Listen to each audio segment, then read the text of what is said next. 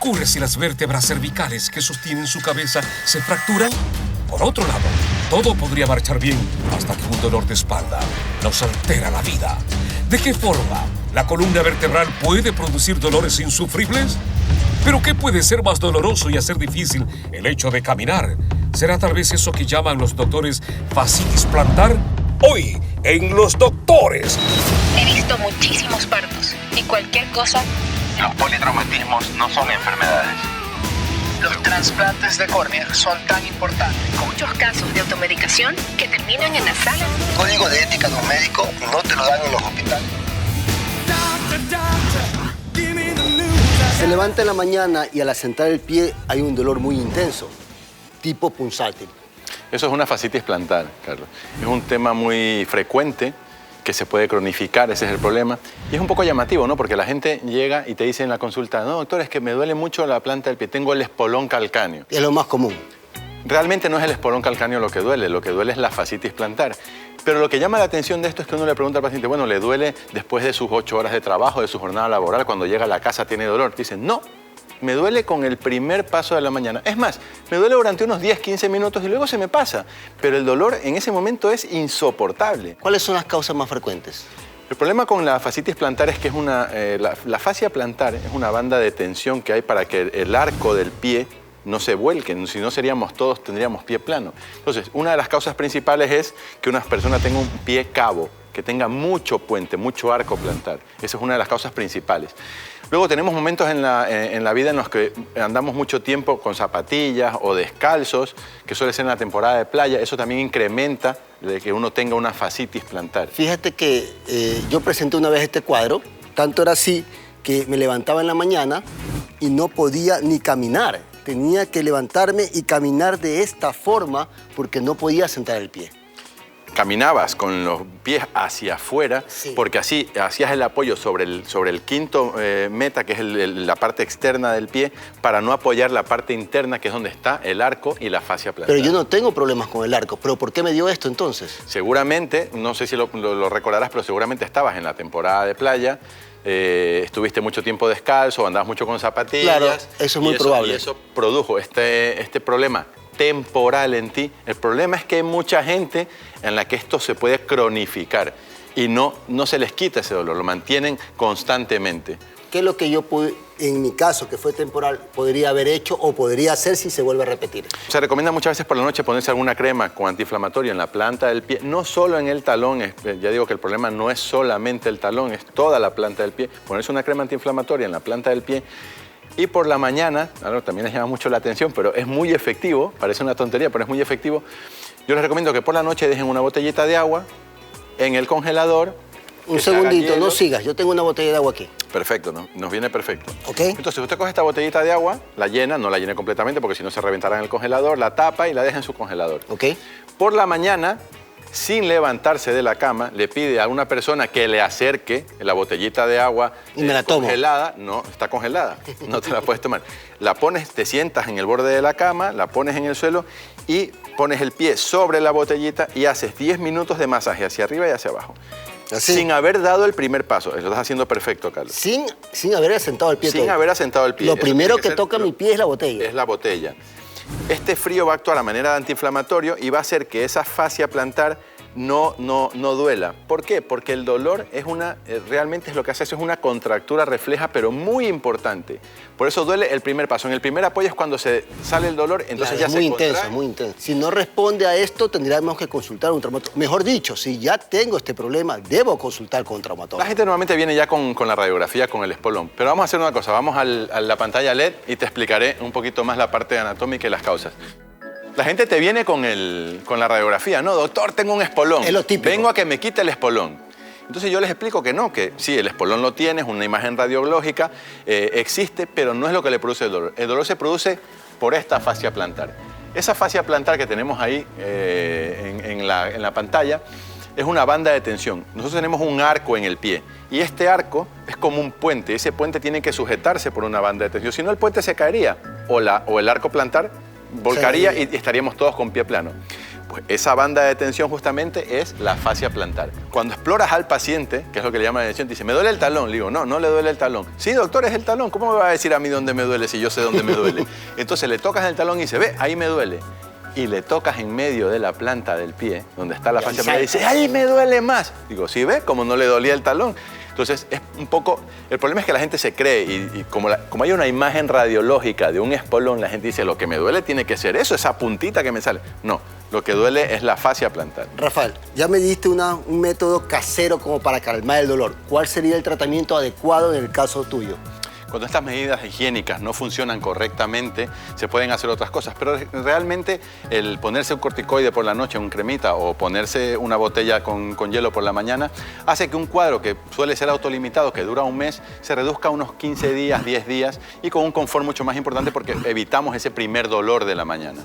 Desgraciadamente hay gente en la que esto se cronifica por su tipo de trabajo, por el tipo de calzado que utiliza o porque tiene un pie cabo, que es que tiene mucho arco. Para explicarte los tratamientos en esas personas, vamos al monitor central. Tenemos un video en el que es bastante fácil. Esa es una pisada normal. Eso es una pisada normal. Vemos cómo se colorea en rojo el sitio de mayor dolor. Aunque parecería que fuera sobre el hueso calcáneo, o sea, sobre el espolón calcáneo, vamos a ver que el sitio de dolor realmente es la fascia plantar. Entonces, tenemos diferentes tipos de potenciales de tratamiento.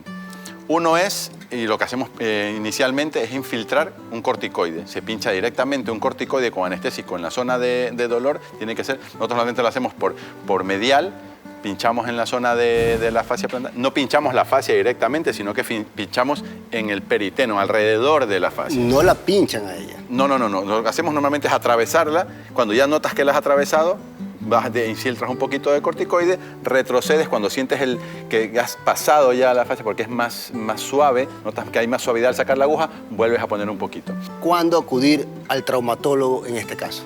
Cuando usted ve que lleva un dolor que tiene unos 5 días en el que se produce sobre todo por la mañana, el primer paso es muy doloroso y sin embargo, luego de que usted llega del trabajo, que ha estado todo el día trabajando, no le duele tanto, ese dolor es una fascitis plantar. Si con las medidas que hemos explicado no consigue una mejoría, tiene que ir al traumatólogo porque le podemos hacer o una infiltración con corticoides o con factores de crecimiento y este dolor desaparece. Tratamientos efectivos, de actualidad, de vanguardia, aquí en Los Doctores. Ya volvemos después del corte. Es completamente diferente hacer esto que hacer esto y levantar el peso.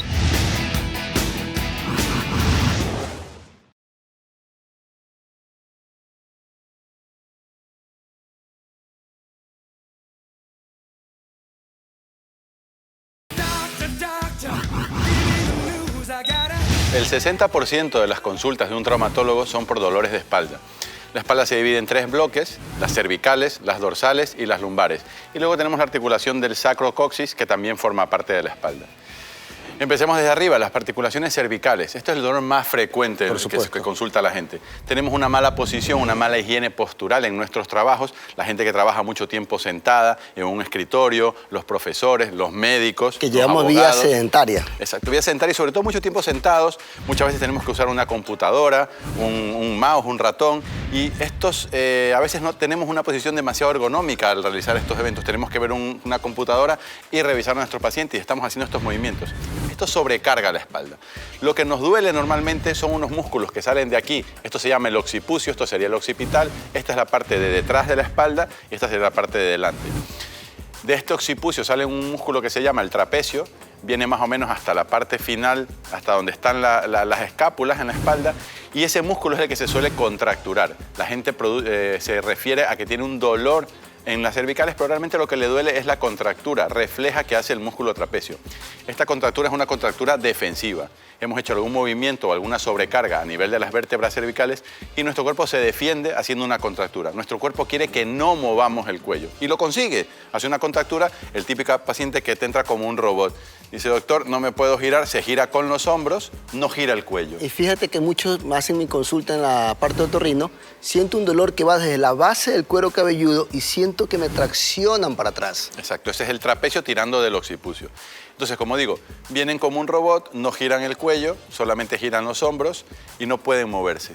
Esto puede ser por unas patologías crónicas, en gente que tiene eso, mucho sobrecarga, mucho estrés en el trabajo, o puede ser a raíz de un traumatismo, el típico latigazo cervical en el carro, un frenazo, uno tiene un movimiento de desaceleración, se produce un latigazo cervical, el cuerpo se defiende haciendo una contractura para que el cuello no sufra.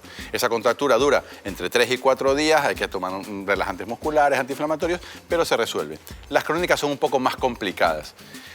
Luego tenemos las patologías lumbares. Las lumbares sí que son muchísimo más frecuentes. El típico dolor que llega el paciente, me duele en la espalda baja y muchas veces lo relacionan no con la columna, sino con la parte renal. Doctor, me duelen los riñones. Típica pregunta.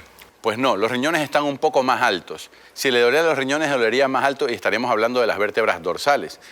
Una cosa que hacemos para diferenciar un dolor renal de un dolor lumbar es dar unos golpecitos en la espalda. Y al dar unos golpecitos en la espalda, este dolor se irradia hacia adelante, podemos pensar que es un dolor a nivel renal. Pero si esos golpecitos no producen ningún tipo de dolor, descartamos que tenga una patología renal, obviamente haciéndole algunas preguntas extras, pero ya nos focalizamos en la columna lumbar. Esto puede producir el dolor que la gente conoce como la ciática.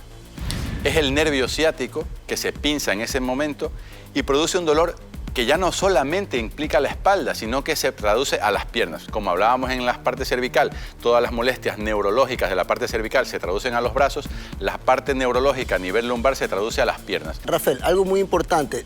Hemos tratado mucho salud en familia, hemos visto ejercicios, movimientos.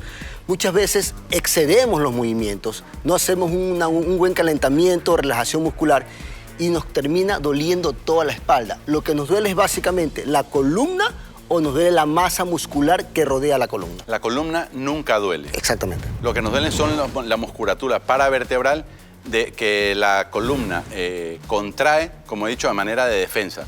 De la misma manera que hablábamos en la musculatura cervical, a nivel lumbar, nuestro cuerpo, por un mal movimiento, nos agachamos a coger una caja y no lo hacemos bien. Esto es muy importante porque la forma correcta de agacharse cuando uno va a coger un peso es flexionando las rodillas. La espalda tiene que estar recta. Uno recoge lo que tenga que coger y levanta. Lo hace con las rodillas. No, en ningún momento he movido la columna. Es completamente diferente hacer esto que hacer esto y levantar el peso. El peso se distribuye uniformemente. Entonces, como decía, en las lumbares, si hay una ciatalgia, va a tener esas irradiaciones a nivel neurológico por el nervio ciático. Y por último tenemos la parte sacrocoxígea. A nivel del coxis, lo más frecuente son los golpes directos en el coxis. Son bastante molestos, son muy dolorosos y porque nos impiden sentarnos. Es una patología banal porque realmente una fractura de coxis no nos va a producir ningún problema a menos que sea una mujer en edad fértil, porque sí que es verdad que si el coxis se consolida, es decir, se pega la fractura con el coxis muy hacia adentro, puede tener problemas en el momento, en el canal del parto y posiblemente esa persona no pueda tener un parto normal, sino que necesitamos hacer una cesárea. Rafael, ¿cuál sería la conducta apropiada o la recomendación que darías al televidente ante un dolor de espalda?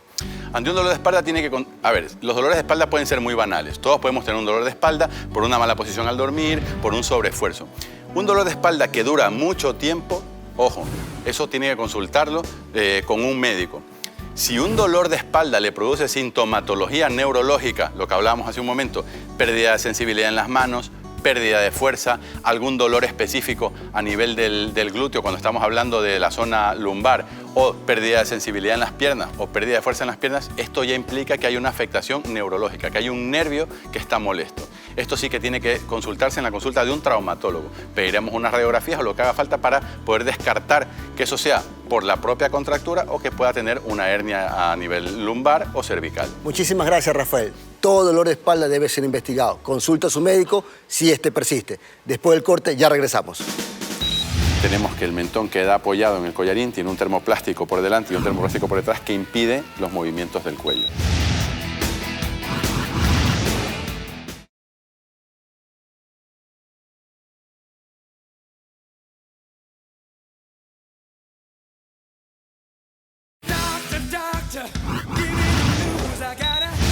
Continuamos con emergencias traumatológicas. Las lesiones cervicales son patologías que se presentan con mucha frecuencia en nuestra vida cotidiana. Yarima es nuestra modelo el día de hoy A través de ella vamos a enseñar las lesiones cervicales, gracias a Rafael.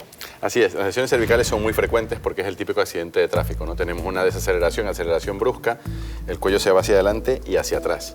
Esto produce una distensión de los ligamentos del cuello y de la musculatura del trapecio.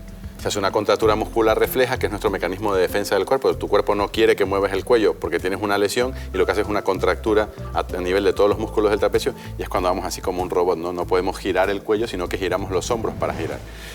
Esto es muy doloroso y se puede cronificar. Cuando una persona tiene una lesión o un accidente, hay que poner una inmovilización. En este caso, este es un collarín Filadelfia, que es muy bueno. No todos tenemos acceso a eso, pero se puede poner. Vamos a utilizar a Yarima de modelo para poner el collarín y explicar un poquito. Este collarín es muy bueno porque tenemos un acceso a la vía aérea. Si tuviéramos que tener una traqueotomía de emergencia o algo, tenemos que el mentón queda apoyado en el collarín, tiene un termoplástico por delante y un termoplástico por detrás que impide los movimientos del cuello.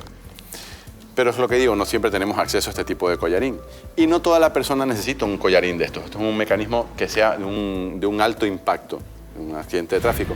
Sin embargo, las lesiones de cuello típicas son de la gente que está en su trabajo o son de las personas jóvenes que están en actividad laboral constante. Toda la gente, sobre todo gente que tiene trabajos sentado, médicos, abogados, profesores, mucho tiempo sentados en una mala posición.